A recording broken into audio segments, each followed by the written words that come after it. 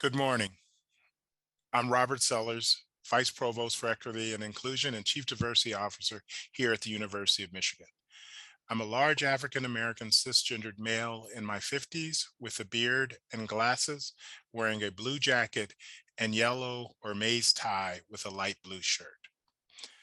I would like to personally welcome you to the Toward an Anti-Ableist Academy Advancing Inclusion, Diversity, Equity, and Accessibility Conference here at the University of Michigan. Throughout the month of October, this conference will include 11 online sessions as part of our Diversity Summit Month activities.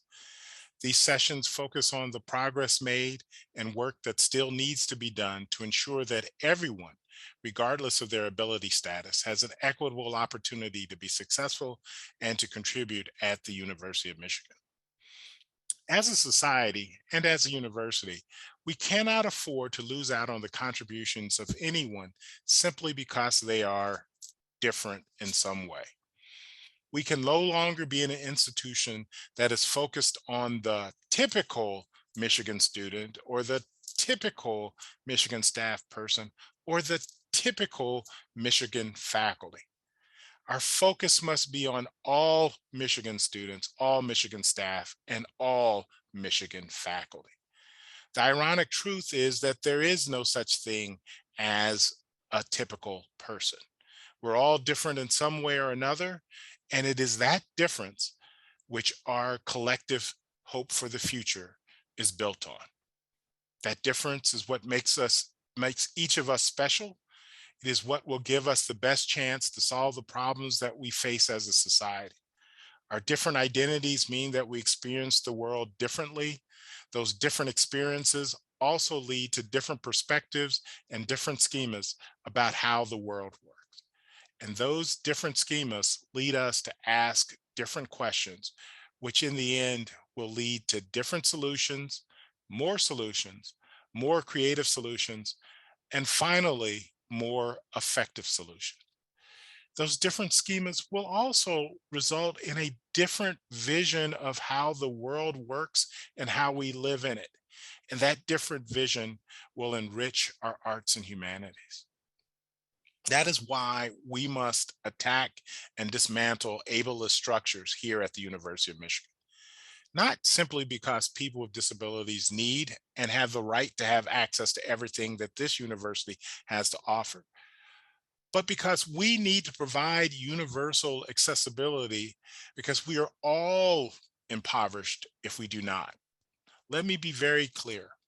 Accessibility for individuals with disabilities is a central issue within diversity, equity, and inclusion at Michigan. While the Americans with Disability Act of 1990 requires us to provide specific accommodations where needed, our mandate must be much broader and much bigger. We must move beyond an accommodation mentality to one of equity and inclusion. We not only want to provide access for different abilities, but we want to also strive to nurture and support people's disabled identities. We want to create a greater feeling of belonging here at the University of Michigan. Although we are not there yet, we are committed to this change. And this conference is a signal to the entire U of M community that we will continue to pour energy and resources into reducing accessibility gaps and supporting individuals who identify as disabled.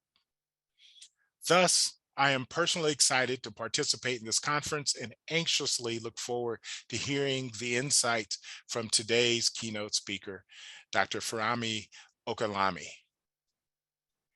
Also, I strongly encourage you to register for other sessions throughout this conference.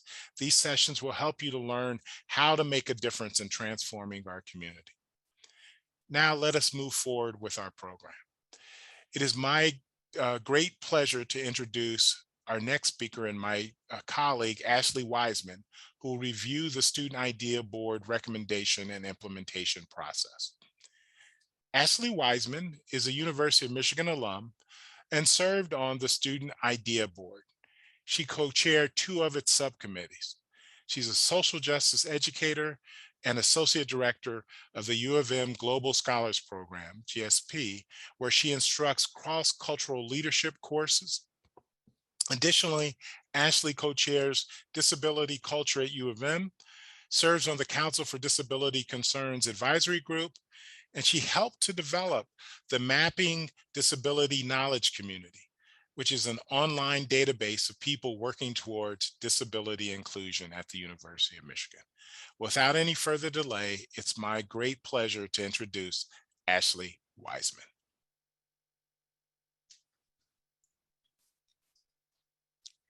Thank you so much, Dr. Sellers, and good morning, everyone.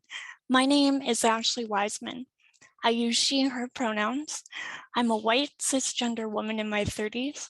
I have long, dark brown hair. I'm wearing dark pink glasses and a headset, and I'm using a power wheelchair. When I was asked to serve on the Student Idea Board, I was thrilled. We were a passionate group of disabled students, faculty, and staff, as well as our allies, given a platform to share our expertise. Our work was urgent. The 2016 Campus Climate Survey showed that among student respondents with disabilities, nearly half experienced at least one incident of disability-based discrimination within the past year. The survey also found that disability community members were significantly less likely to feel a sense of belonging and thriving at U of M. There was a hunger to do this work, and our numbers grew as we met over 8 months. Our goal was to continue effective practices already happening across the university and to rely on the disability community's wisdom to generate new ideas. We divided the work into 8 subgroup categories: physical accessibility, pedagogy, inclusive learning and accommodations, safety, security, and emergency preparedness, digital accessibility, academic programs, disability culture, community and climate, intentional job placement, and intentional recruitment. Every Student Idea Board meeting was hybrid by default, not by request. The remote option provided access to anyone who might not be feeling well enough to leave home, who didn't have accessible transportation, who couldn't find accessible parking, or who frankly found it difficult to schlep all the way across campus. During the pandemic, this became a so-called new way of doing things, but disabled people had been doing this or requesting it with varying levels of resistance for years. In December 2019, we produced a 223-page report outlining 50 recommendations, for which we received the Distinguished Diversity Leadership Team Award. I hope you will take the time to check out the report, honing in on the sections that seem either most applicable to your role on campus or most likely to teach you something new. I'm going to drop a link in the chat right now where you can find the Student Idea Board's final report. The report will soon be published on a website featuring campus disability resources, which was created at the board's recommendation.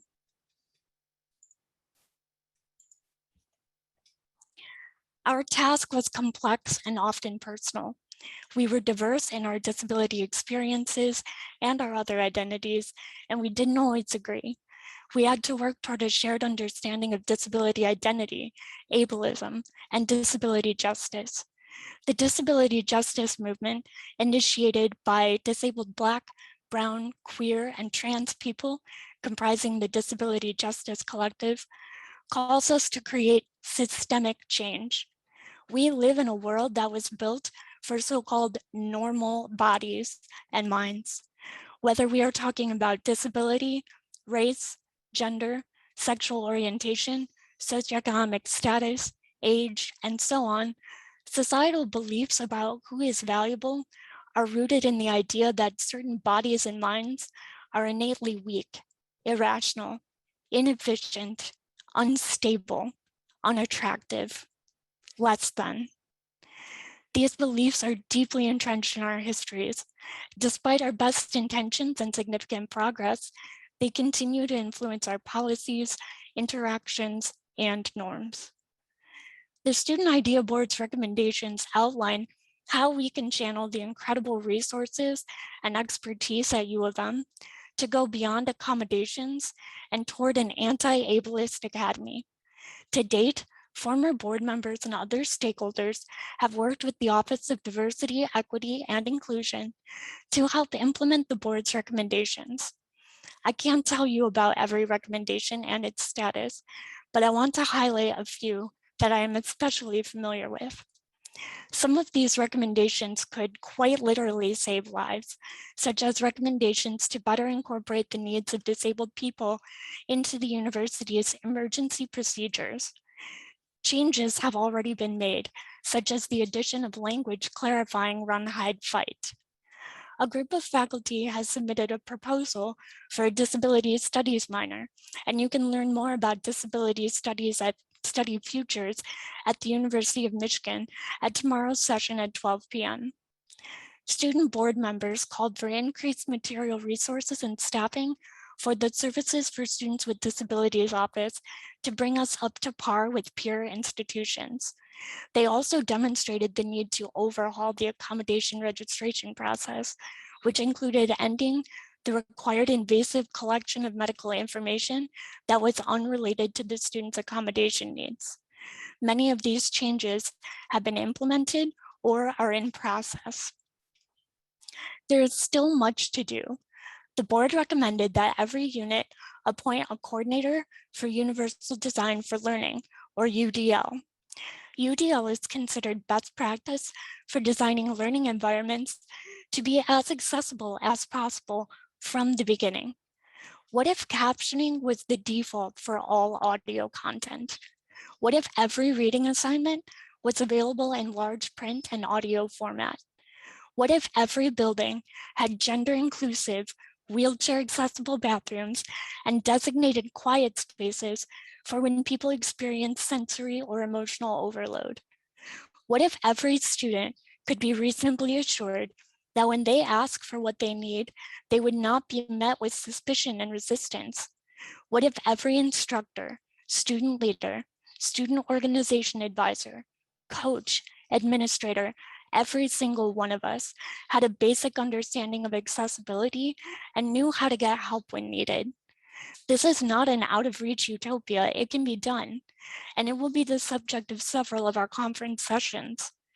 UDL does not eliminate all barriers, but it decreases the need for students to disclose or feel marginalized by having to request accommodations. Environments designed to be accessible and inclusive make a statement. Welcome, we've been expecting you.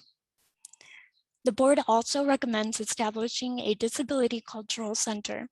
This is different from Services for Students with Disabilities, which exists to provide registered students with legally mandated accommodations. Although these services are crucial, disabled people need a space on campus where we can explore our histories, celebrate our arts and cultures, honor the wisdom that comes from our lived experiences, and develop a sense of pride. Systemic change does not occur overnight. A disability cultural center would institutionalize and sustain our commitment to meaningful disability inclusion. And we'll talk more about this at our closing session on October 28th at 12 p.m. This conference is part of our ongoing work to share our report, discuss strategies for implementation, and take this wisdom back to our respective units and roles. As the pandemic continues, the urgency of our recommendations has only increased. We need the wisdom of disability justice principles to address the systemic issues exacerbated by this crisis.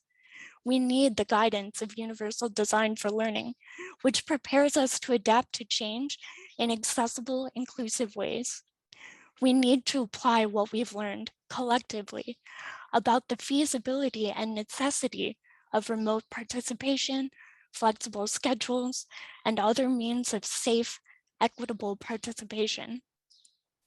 If you want to get involved, send us an email at ideaboardinput@umich.edu, and we're going to drop that address in the chat. Thank you for being here today. Your presence sends a message to those with the most power to make change. We are ready for progress. And now it's my pleasure to introduce fellow Wolverine Sam Grew.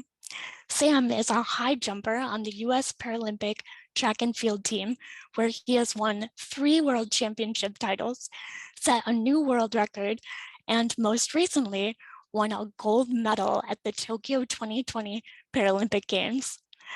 Off the track, Sam is a first-year medical student at the University of Michigan Medical School, where he is also a member of the U of M Adaptive Sports and Fitness program. Sam, a huge congratulations on your recent gold medal, and thank you for being with us today. Awesome. Thank you so much, Ashley, and good morning, everybody. My name is Sam Grew. I'm a white cisgender male in my 20s. I have a bald head and a brown beard, and I'm wearing a blue shirt. About a month ago, I returned from a 2-week trip to Japan to compete in the Tokyo 2020 Paralympic Games. I stayed in the Paralympic Village for the duration of my trip, and I'd like to briefly tell you a bit about what it was like to live there. When you're navigating around the village, you aren't met with stares and puzzling glares as people notice your disability. Every entrance and exit is equipped with an accessible ramp, and every building has multiple elevators, each of which is fully operational and efficient.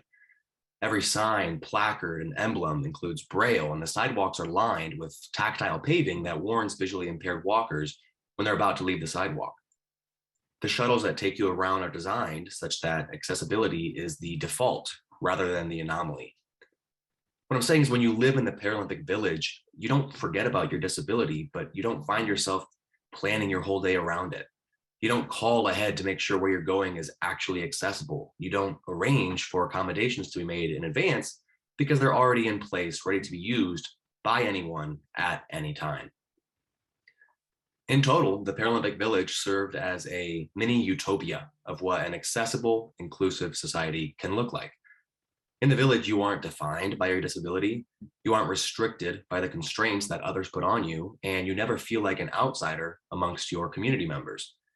Unfortunately, this lifestyle does not extend outside of the village. Upon returning to the real world, I was reminded of the countless challenges and obstacles that members of the disabled community face every day. I tell you all of this because today's keynote speaker understands that an accessible, inclusive, and equitable society is not some far-fetched dream, and the work that he's done has brought the University of Michigan community much closer to achieving that reality. I've known our speaker for 5 years now, and in those 5 years, I have seen him achieve a lifetime's worth of progress and achievements. I've watched him build one of the country's premier collegiate adaptive sports programs from the ground up, providing adaptive sports and fitness opportunities for athletes with disabilities.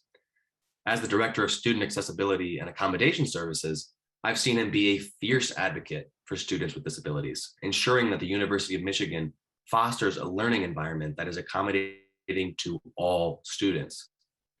And as a doctor with a disability, I've seen him inspire a generation of students, including myself, to pursue a career in medicine despite the gross underrepresentation that still persists today. Honestly, I could go on and on discussing all that our speaker has accomplished, but I feel it's probably best to hear it from the man himself.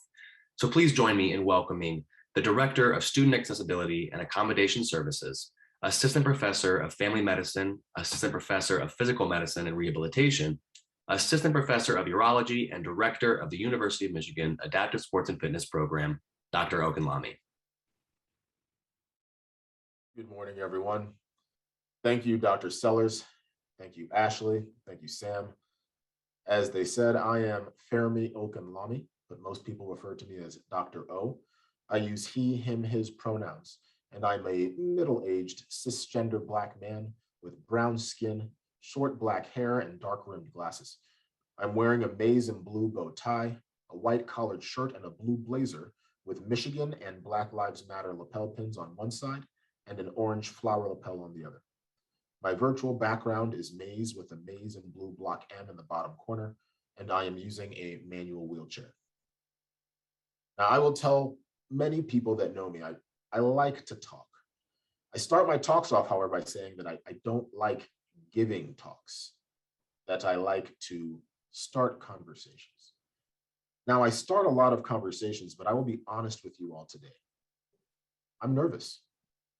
I don't usually get nervous when I give talks, but I'll be very honest that today, and I will say today, and it will give a heart attack to most of the panelists and the people that prepared long and hard, as I was coming up with what I was going to say today, after reading through all of the different events going on the rest of this week and month, as I was reading the remarks prepared by Dr. Sellers, by Ashley, and by student Dr. Grew, I realized that this is a different type of opportunity. When I go to other institutions and I have conversations about the ableist world in which we live in, and then the systemic barriers that have been created by their programs, I'm talking to someone else.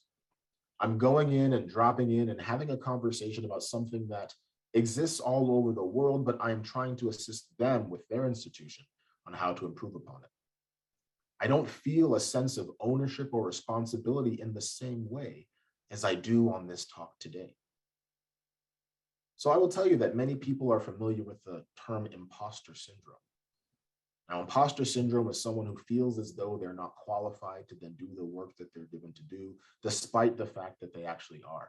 And I will say, I don't think that this is actually imposter syndrome, because in imposter syndrome, you are qualified to do the work.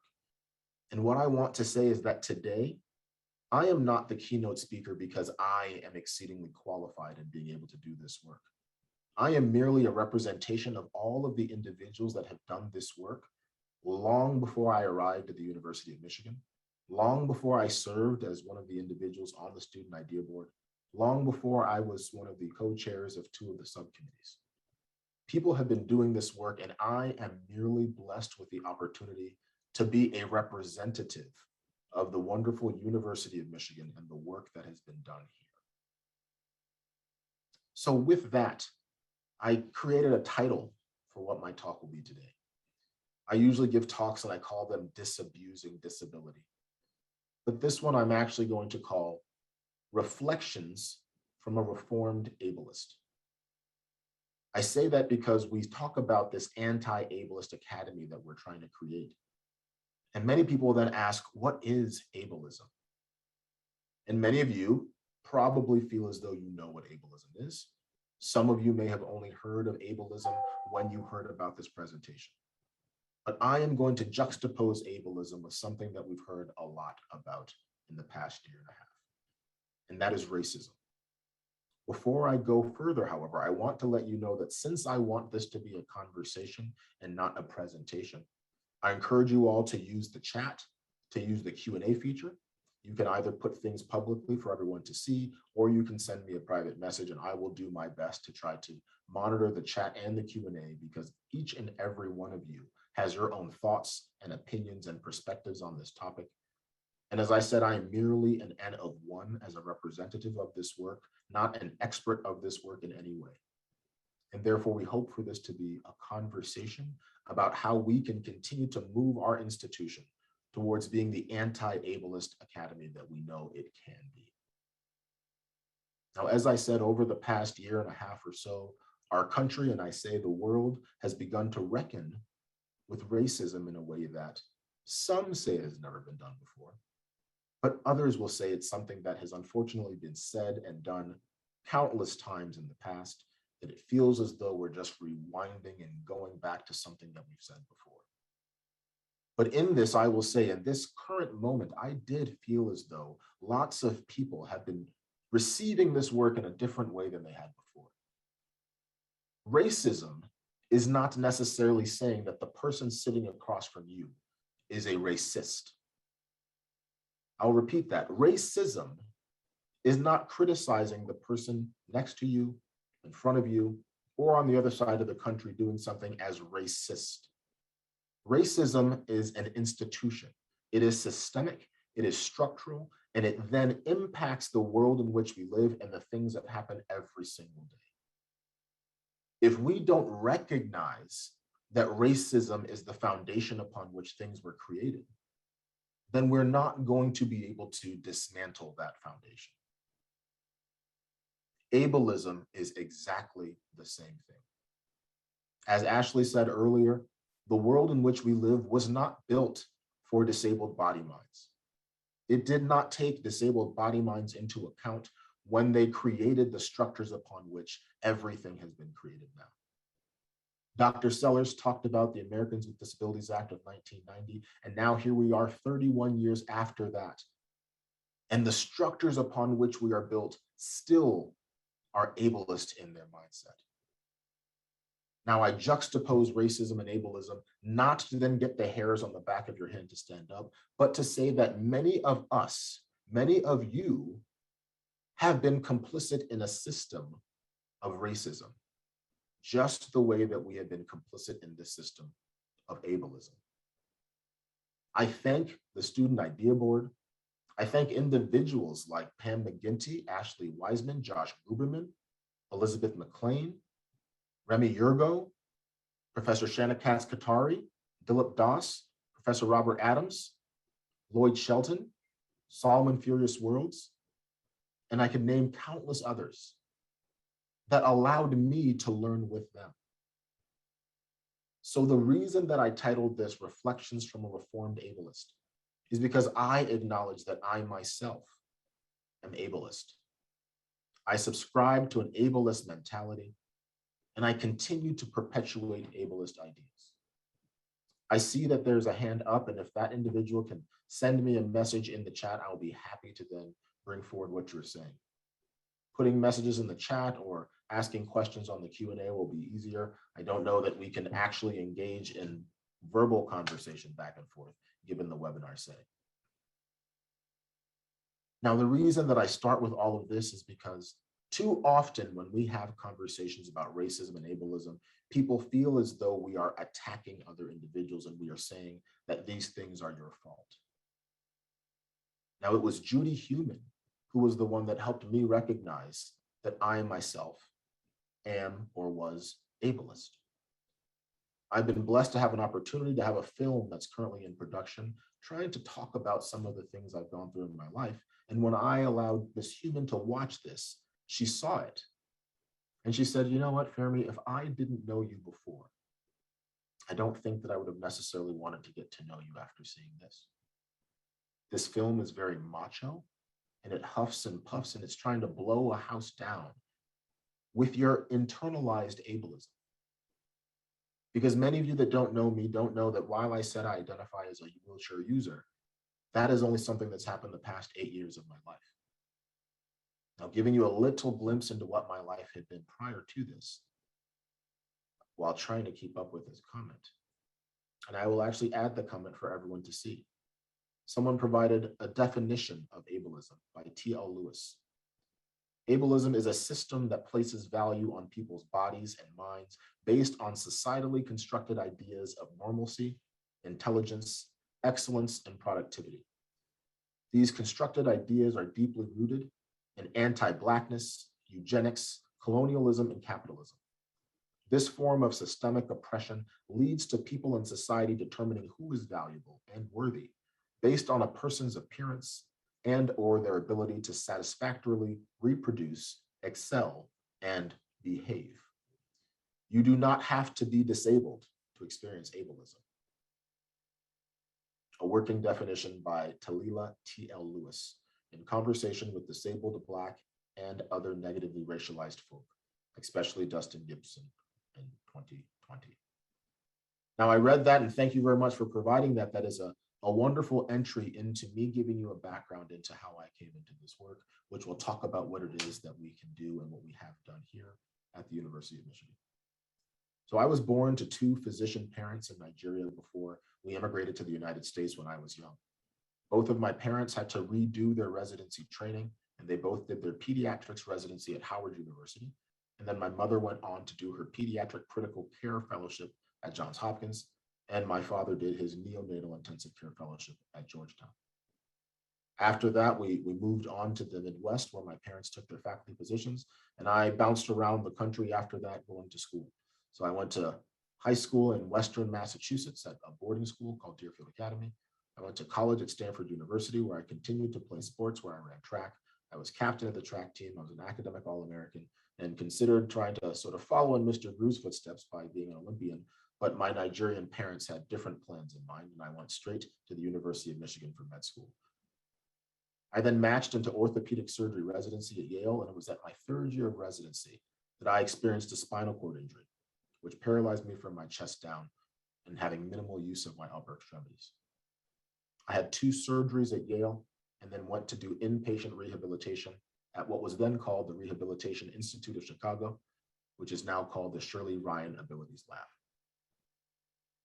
I started to have some return of motor function while I was there, but I will tell you that when I was there, paralyzed in that hospital bed, is when I then questioned, what value do I have? If I am no longer able to be a physician, if I am not even able to roll myself from one side to the other, I couldn't go to the bathroom on my own, I couldn't do anything on my own, and I felt as though if this is how I'm defined and described, and everything that led up to my life at that point seemed to be based on my ability to do X, Y, or Z, then what value do I have now? What contributions am I going to be able to make to society if I cannot do the things that so many people gave me credit for being able to do? At that time, I thought that the only way I was going to be able to continue to contribute was if I recovered. And so I poured my heart, my soul, my time, my energy, and all resources into that recovery.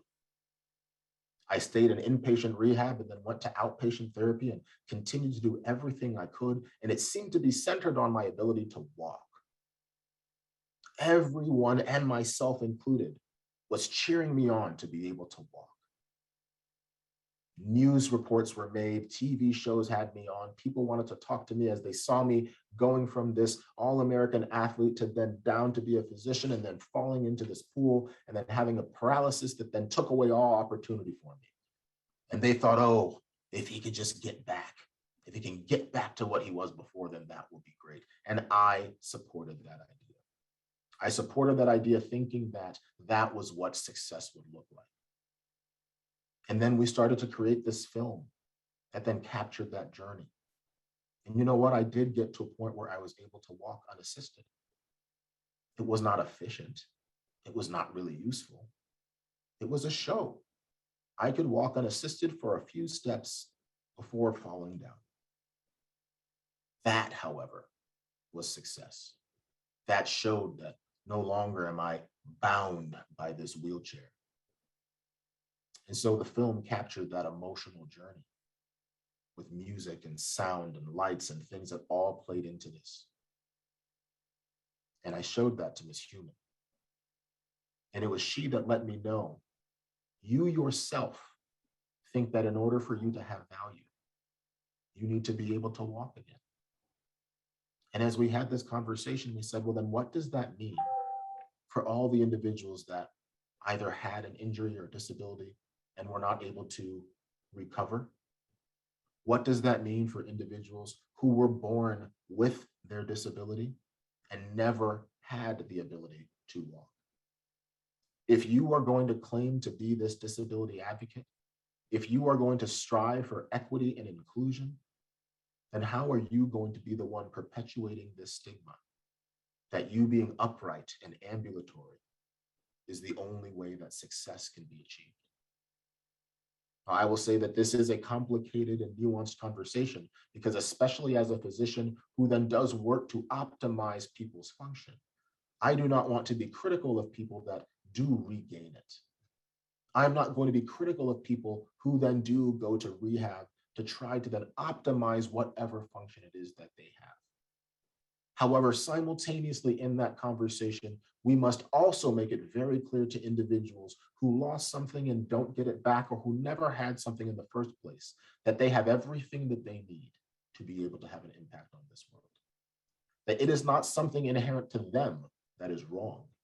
It is a society around them that does not accept their body mind, that does not recognize the diversity of this world, that does not provide the access that everyone needs to be able to then live equitably in this world. Now that is ableism. Ableism is the fact that even when you yourself enter this world, as I call it, on the other side of the stethoscope, me with my medical model of disability in my mind of something that needs to be fixed or rectified, The fact that I looked at that and the only mechanism I saw to be able to then improve was returning to this upright ableist ideal of what the world thinks my success should be predicated on. And so therefore, I want to invite all of you into this conversation because every single one of us may have thought that way at some point and may still be thinking that way now. And I tell people that this is not pointing any fingers. This is coming to you with vulnerability and authenticity to say that if we don't recognize our own ableist mindsets, if we don't recognize the things that we are doing to perpetuate the system, we are never going to dismantle the system. And so therefore, I am not an expert in this conversation today. I am merely a representative trying to give my perspective on what it is that we can do, to talk about some of the things we have done, and to hopefully set a trajectory for the places that we will go as the University of Michigan community and those individuals that are watching outside of this to also take it away and see the things that they can do in their communities as well. Now, I said I see people continuing to put messages in the chat, and I will ask you to try to use the chat and the Q&A. And an individual has asked me to talk about disabled time as it intersects with academia. Now, I will weave that answer in as I talk about some of the examples of what I would like to show. Now here, we talk about the pandemics that we have been experiencing. There are the dual pandemics of COVID-19 and pandemics of racism and ableism that we will talk about today. During this pandemic, it did increase access for some people as we recognize the ability to then have virtual presentations and allow individuals to have hybrid interactions with some of the things that they were doing. Those hybrid interactions provided accessibility for some, but what it actually did is it exposed inaccessibility for others. We worked on creating this new way to then provide academic education, to then work, to do the things that we did on a daily basis. And yes, while some things did provide that accessibility, we started to see just how inaccessible our structures were. Now, the goal is that as we move forward and through this pandemic time towards what we hope is the other side of that, we must hold on to the things that we learned during the pandemic and how we were able to then provide resources for people that had been asking or demanding for some of these things long before the pandemic began. And so now, as we are getting to this other side, we do hope that we do not treat return to work in a way that was what we did beforehand. As we see now, many presentations have ASL interpreters, many presentations have CART services, people are providing visual descriptions. And these are just some of the things that provide examples of how we can intentionally be as accessible as possible. Things that I will admit I had not seen or known until I interacted with the individuals at this institution. The visual description that I give myself now is something that I was taught by the other experts here at this university, who then did what they could do to then bring me into this conversation and teach me. So just as other people can reconcile with racism and learn and get to the other side, I want you all to know that just because you may be ableist doesn't mean that you're not going to be able to learn. And I today am this individual that is just saying that I have learned from these people around, and every single one of us can continue to learn from one another. Because we're never going to get to a place of perfection. None of us will ever be done learning. And at institutions of education and higher learning like this, we should be the places that are the leaders and the best to demonstrate what an accessible institution could look like, what an anti-ableist institution could look like. But that is not going to happen without education. And there will be people that have this education and this knowledge that we can learn from. And so a few examples, whether these are from this institution or somewhere else, doesn't matter, but each of these are real examples of what accessibility and inclusion can look like, and what we have been encountering as we try to provide accommodations and try to go beyond just merely compliance and strive for equity and inclusion. So I want you to think of these scenarios as I describe them, and I'm not going to be able to go into full detail about every single one, but you will be able to hear elements in them that will then make you question what it is that we need to do to provide accessibility, equity, and inclusion. So there's a blind student as an undergraduate at a college. This individual wants to study physics, and therefore they need materials that are then made accessible for them. Now, if you've ever taken physics, you may remember that there are lots of different symbols in physics. And if an individual cannot see what is in front of them, how are we then going to then translate these symbols into something that is accessible for them? Now, at first pass, you may think this is simple. You just turn it into Braille, right? But the question is, when someone is unfamiliar with the subject matter themselves, before you have learned physics and you don't know what symbols mean in physics, you need to then learn those symbols. And then someone else has to be able to take these symbols that are on that paper, put them into a format that you can then access them, and explain them to you in a way that now you know what that symbol looks like, so you can recognize that symbol when it comes up next. This is no small feat. And this is something that has required multiple stakeholders to work together to provide this accessible text for this student. It requires the interaction between the instructor, between the student, between the individual trying to provide these accommodations. And that is something that this student has been going through their entire career. So as Sam talked about in the Olympic and Paralympic Village, you do not have to feel as though you need to do something extra to get access and inclusion. Yet in our world, in our institutions, accessibility had not been the norm. Now, some will often say, how can we prepare for every piece of accessibility that we need to have? And I tell people that we're not expecting that everything is done, but there are certain baseline things that we could have that we are starting to put into place.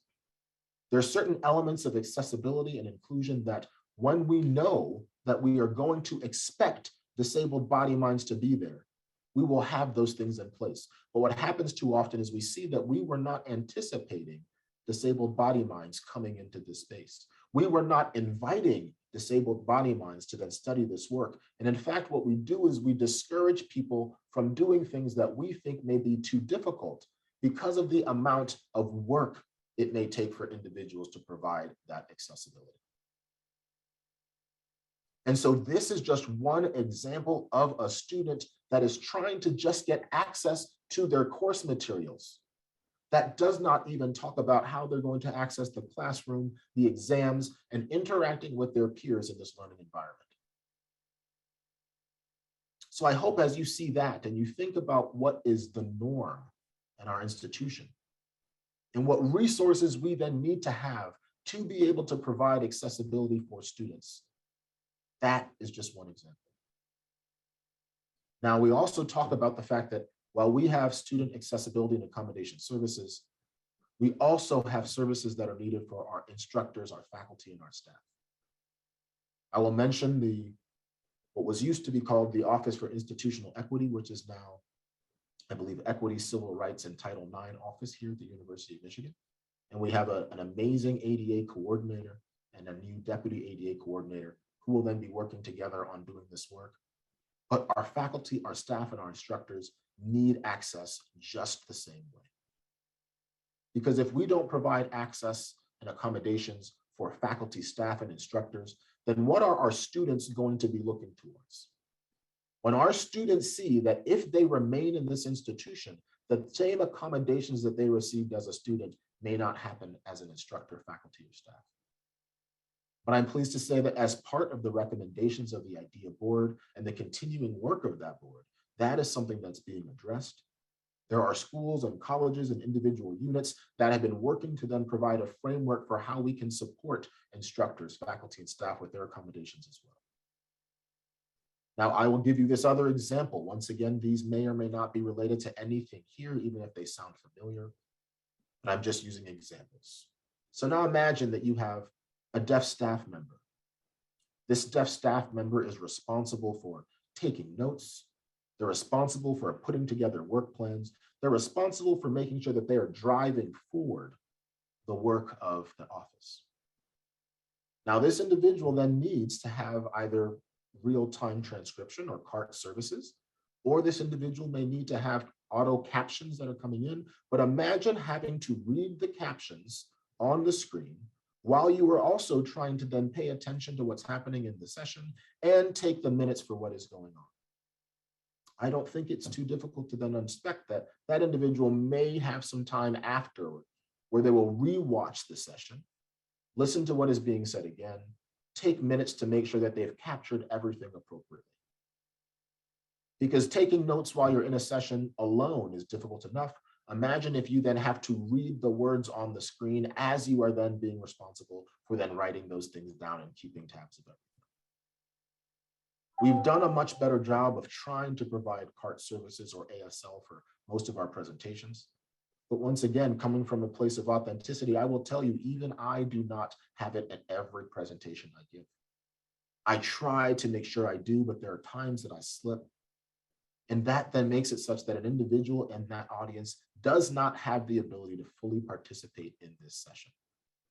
It's something seemingly small, but it has such a profound impact when that then impacts you.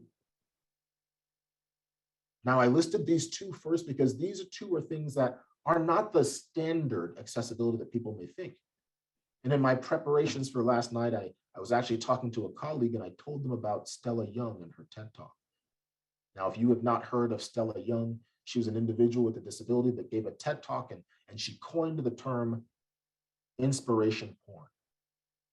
Now, she was very deliberate in using the term porn. Inspiration porn is something that objectifies one group of individuals to the benefit of another. Inspiration porn is something that then seems to idealize and exemplify and celebrate extraordinary things that individuals with disabilities do when they're not extraordinary at all. It's the ordinary things that individuals with disabilities are then credited for, which really shows that we are just lowering the bar for individuals with disabilities and not expecting them to be able to do more. Now, I bring that up right now because Stella Young said that she put a quote on one of her presentations, and the quote said, "The only disability is a bad attitude." Later on in her talk, she said, "You know what, in all of my years of life, no amount of smiling at a staircase ever turned it into a ramp." And so while we talk about what accessibility and inclusion can be, we talk about a blind student needing access to their physics, we talk about an individual that's deaf or hard of hearing needing access to the presentation, physical accessibility is not the first thing that I listed. Because too often we do talk about turning stairs into ramps. We do make people think that the physical accessibility of our structures is the most important part. But we don't recognize these other aspects of accessibility. We don't often talk about invisible disabilities or non-apparent disabilities in the same way. And therefore, people do not understand the access that we need to provide for that portion of the disability community as well. The last example will be a wheelchair-using physician who then needs to change the way procedures are done to be able to then provide the care that they're going to give. This is not me, as I'm using it as an example, actually, just to be honest. But there are individuals who then need access to be able to then provide care for others. But that sounds like an oxymoron to some. A real life example of that is the parking lot that I have here at the University of Michigan. It has an accessible parking sign, and it has a sign that says physician parking only. And someone thought that was a mistake, and they tried to take the physician parking only sign away because they thought that there was no way that a physician could be the same one that was the person needing the accessible sign. And so those three examples are just three examples of the things that hopefully humanize this accessibility conversation. These are real people. These are real needs that individuals have. And there are only three needs that we discussed. For the remainder of this conference presentation, you will have individuals throughout the rest of this month that will be talking about specific aspects of this work. They will talk about other aspects of providing disability inclusion, dismantling ableism. And so I want us to then recognize that this is just the beginning of a conversation that was started quite some time ago for many other people. And now is an opportunity to then intentionally and actively make sure that we are continuing to dismantle the systemic ableism that is in these spaces. Now, as we said, I wanted to make sure that I gave time for some of the questions. And so I'm going to look into some of these questions and try to have an opportunity to go back and forth a bit more. But I will tell you that what we need to do as we move forward is we need to be celebrating our differences and working together instead of pulling ourselves apart and creating silos based on those differences. There's a phrase that I often use where I say, the past may not be your fault, but the future will be. Once again, the past may not be your fault, but the future will be.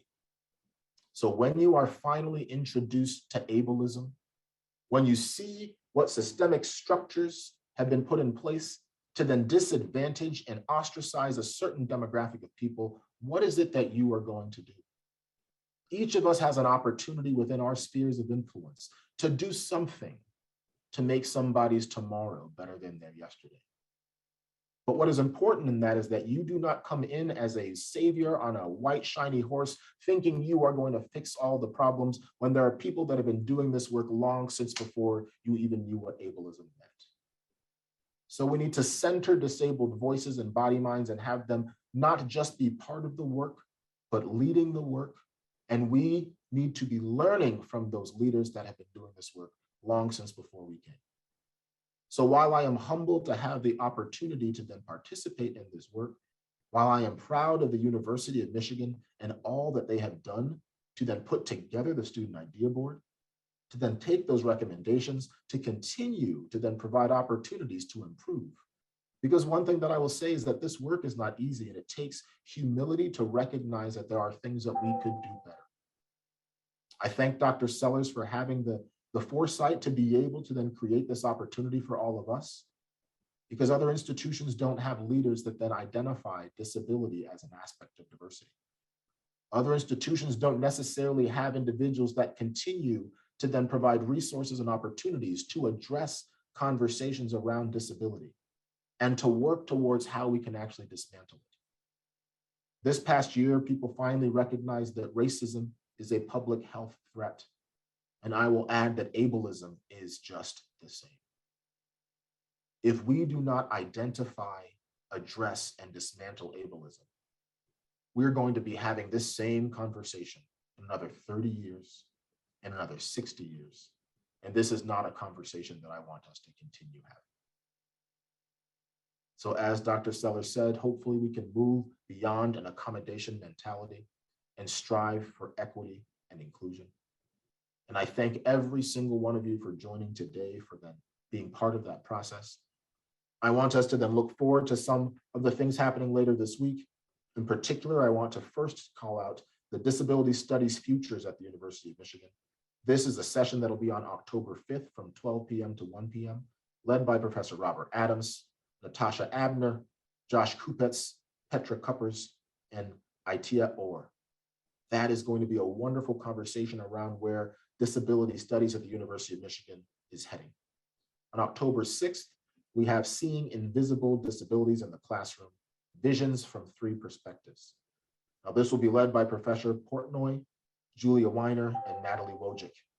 And this will be a conversation about some of the ableist norms that we see in university classrooms and how we can disrupt them to then meet the needs of our students.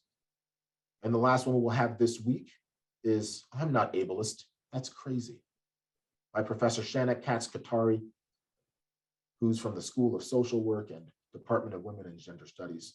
And she'll outline some of the hoops it takes to jump through to then get accommodations and talk about some well-intentioned colleagues who just don't understand access and the barrage of ableist microaggressions that face those with disabilities who enter the academy. Now we have many, many, many more things that go on throughout the rest of this month that I will touch on very briefly, such as a panel on neurodiversity in our campus climate. We have conversations about accessing workplace culture through a disability lens and intentional recruitment of University of Michigan students. We talk about going beyond compliance to talk about graduate students with disabilities and a needs assessment that was done here in order to promote a more inclusive and accessible campus climate. and we talk about requesting accommodations. And as Ms. Wiseman pointed out earlier, all of this will culminate in a wonderful closing session on embracing disability culture at University of Michigan. So I want to be clear that I am just an N of one. And when we talk about some of these things, we talk about physical disabilities and visible disabilities alone, but we don't recognize disabilities such as anxiety and depression and autism and things that you do not know people may then be identifying with. And therefore, it shouldn't be because you know that someone identifies as disabled that you are trying to then break down the structures of ableism. It shouldn't be because you yourself identify as disabled that then you recognize the importance of doing this. This is something that, as Dr. Sellers said, creating an anti-ableist framework and world is going to be better for all of us, not just better for those of us that identify as being disabled. And so therefore, as we move forward, as I try to then continue some of these conversations, we need to work together with all of the structures we have here, with the Provost's office, with Student Accessibility and Accommodation Services, with Equity, Civil Rights, and Title IX office, to make sure that we are elevating the work of disability on our campus, recognizing that it is not necessary to then create the otherness of what disability is, but recognize that every single one of us is part of this diverse framework of what exists at this institution and what makes this institution truly a leader and one of the best, and providing opportunities for our students, for our faculty, and for our staff. So in the closing minutes, I will try to go through some of these questions and see if anyone has put anything else in the chat that we can address. So the first thing that I see here is, as a developmentalist, I think a lot about supporting the executive function of my students through their education and transition to the workplace. What can U of M do to help students recognize their own executive function needs and get the support they need? This is relevant to everyone, but especially those for whom the built environment was not normed. So I will talk about a few sort of resources that exist here at the University of Michigan. And through our academic support programs here, we do have support for coaching, for executive function coaching. And we do have supports through other, some of our other counseling services here that will be able to help identify some of the executive functioning needs of some of our students. And I want to then also mention that in this work, we need to first make sure that we are creating a climate that makes students feel comfortable reaching out to the resources that we think that they're there to support them.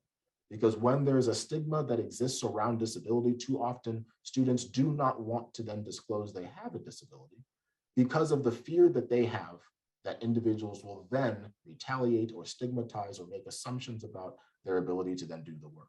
But so I will say that providing executive functioning support is something that will require your ability to communicate with that student and indicate that that is something that you think that they may need if they do not recognize their own executive functioning needs. Because one of the things we want to be careful about doing is not seemingly pathologizing something that a student has, but merely recognizing the fact that there may be additional resources that exist. And that is something that we can all do to then normalize the fact that people are using these resources rather than pathologizing or making these resources seem as though there are things that people should be hesitant to use because of the stigma that exists.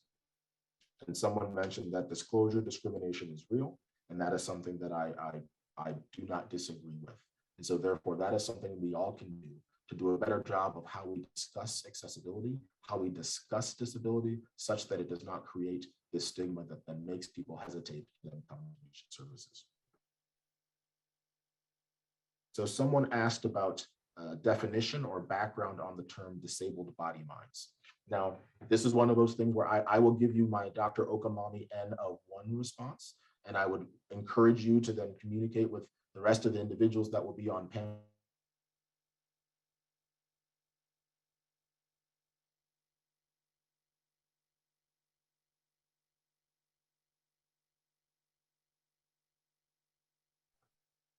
Did you all lose me? Am I back? All right. We're back. Sorry about it. It would not be 2021 if my Zoom didn't just completely crash and I had no idea if I was gone for 5 minutes, or it was one of those times where you think you're talking on a telephone and then you realize that nobody's on the other line. So with that, I will say that since I was booted out, I don't have, all right, here we're back with the Q&A. So the disabled body minds, I was giving my description of disabled body minds, but then we'll say that there are many individuals that may probably have better descriptions than mine. But disabled body mind is the fact that when we talk about disability and people think about physical disabilities, they'll talk about what is then disabled in that individual's body, right? We'll think about a disabled body. But there are other disabilities that have nothing to do with the physical body alone. And to talk about, for example, neurodiversity, this is a longer conversation that we're not going to be able to finish today. But I will say that neurodiversity, if you think about individuals with autism, a lot of autistic individuals do not like to identify as disabled because of the negative stigma that exists with disability. And they say that because our minds work and think differently than others, shouldn't then be seen as a negative. But this conversation then comes back around to say, if we did not see the term disability as a negative, then there would not be a reason for people to then shy away from identifying with the word. So if we come back around to this, if disability itself was not seen as negative, then being someone who identifies as disabled wouldn't be bad. Because individuals that are neurodiverse feel as though some identify directly with disability and they embrace that. Others say, I am not disabled, I am not neurotypical, and that should not be seen as negative. My mind just works in a different way. So disabled body minds are addressing the fact that there are people that may have physical disabilities, and then there are others that then may have disabilities that are not based on anything physical, which could include autism, anxiety, depression, schizophrenia, bipolar. And so that body and mind in collaboration with one another is what I'm referring to when I talk about a disabled body mind. Because a lot of times we will look at someone, and this is actually something people say, where they'll say, well, that person doesn't look disabled. And then we ask, well, what does it mean to look disabled? And I'll tell you just wonderful examples of what we have here at University of Michigan. We have signs on some of our bathrooms that remind people that not all disabilities are visible.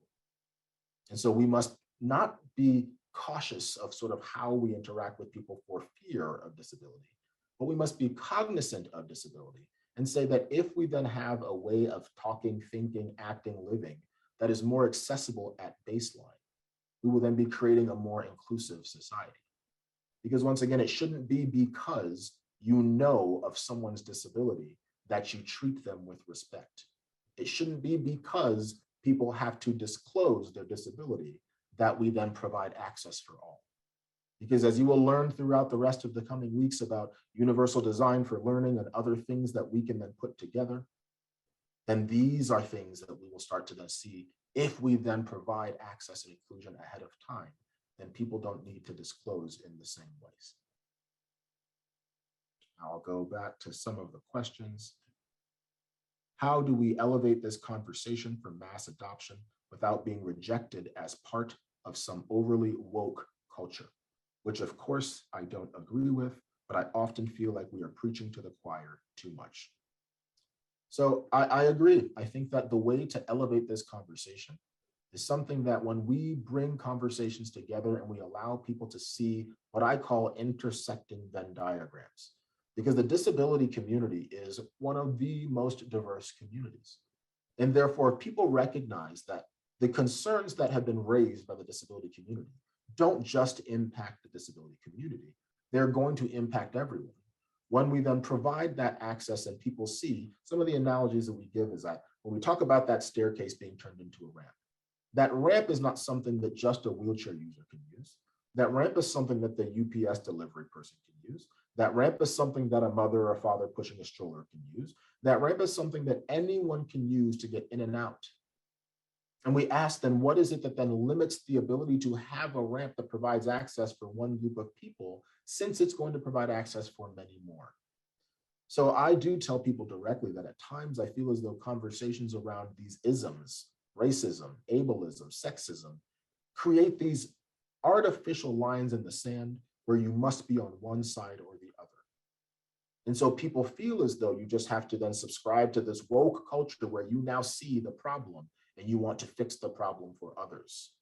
But if we all see that each of us are part of these communities, and that when we notice that one of the phrases I use is that in our differences, we are all the same. because no two people, even if they are born to the same parents and they are twins, those two people will not be the same. And therefore, when you meet one person with a disability, you have met one person with a disability. And so when we then have these conversations around what all of us need for access and inclusion, it should not be seen as something that is just for the disabled community alone. And it is something that if we then strive for putting accessibility and inclusion central to what we do, it won't be just a fad. It won't be something that then just comes and goes with the tide, and hopefully doesn't turn into some of this sort of woke culture that people are sort of assigning themselves to now, because it's sort of it's a vogue conversation to then be woke right now about all sorts of sort of prejudicial practices that people are doing. Now there's another question. Oh, this is a good one. What advice, if any, would you give faculty to create an effective working relationship with services for students with disabilities? And I will say, as the leader of that office right now, this year has been a trying one for all of us. And I do know that there have been difficulties in accessing the services through our office. Now, I will say that we ask that we are all working together to then come to the same sort of end goal of providing resources and accommodations for our students. And during this time, I would encourage, first, if there is a faculty member that has a question, they can reach out to me directly or to our office email. I do encourage students that are seeking resources to make sure that they're connected to the Disability Services Coordinator. And we now are launching this new platform, the Accommodate platform, which, as any other new technology will be, has been met with some of its sort of bumps along the road. But the process for this is meant to streamline the request process, the exploration process, and implementation process of providing academic accommodations. Now, I think that for faculty that need accommodations for students that may not have already connected with our office, this is where the conversations around sort of universal design can also be a partnership, because there are certain things that instructors and faculty can do even without SSD being involved at that point, which provides additional flexibility in the course, which is something that, as Ashley was talking about at the beginning, all of the meetings from the Student Idea Board, they were hybrid by default, not by request. And so I do think that to create a working relationship with services for students with disabilities, there will be opportunities that we can share resources that exist at this large institution to be able to identify ways that we can provide access and inclusion for our students with disabilities. And I do believe that having conversations with one another and recognizing that we're all working towards the same end goal, I think that's the first place to start, because there are times where we can all be very, sort of focused on our own difficulties that we are experiencing, and we don't recognize that many of us are having the same difficulties, and therefore we will work together to then overcome some of the barriers that have been put in place to provide access and inclusion. And this conference is just another example of how there are so many stakeholders at this institution working to do so. And so I know our office, first of all, is looking forward to working with faculty, staff, students in order to then continue that. So we have just a few minutes left here, so I will continue to try to go through more of them. So someone said, how specifically has UMich been incorporating dismantling ableism into its DE&I efforts? As this person is new to University of Michigan, how did SSD function prior to the changes that have been made recently?